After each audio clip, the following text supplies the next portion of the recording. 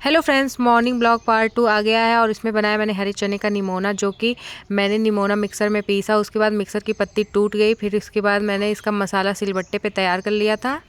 फिर मैंने गैस को ऑन कर लिया था और उसमें डाला ऑयल, उसमें लगाया हींग और जीरा का तड़का, उसमें डाल दिया निमोना को अच्छे से भून के इसमें मैंने आलू ऐड कर दिया। आलू के बाद मैंने इसमें पिसा हुआ हरा मसाला ऐड किया और इसमें हल्दी ऐड कर दी, नमक ऐड किया और कोई भी मसाला इसमें ऐड नहीं किया। बस यही हरे मसाले से ये बहुत अच्छा बन जाता है। इसके बाद इसको भून के इसमें पानी ऐड किया और ढक दिया कुछ देर पकने के लिए।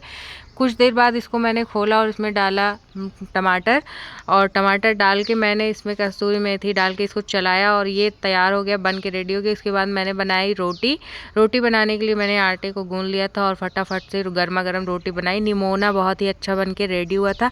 आप लोग भी ऐसा ही बिना मसाले का ज़रूर ट्राई कीजिएगा, पिसा हुआ मसाला डालें। मिलते हैं नेक्स्ट वीडियो में। Bye bye guys.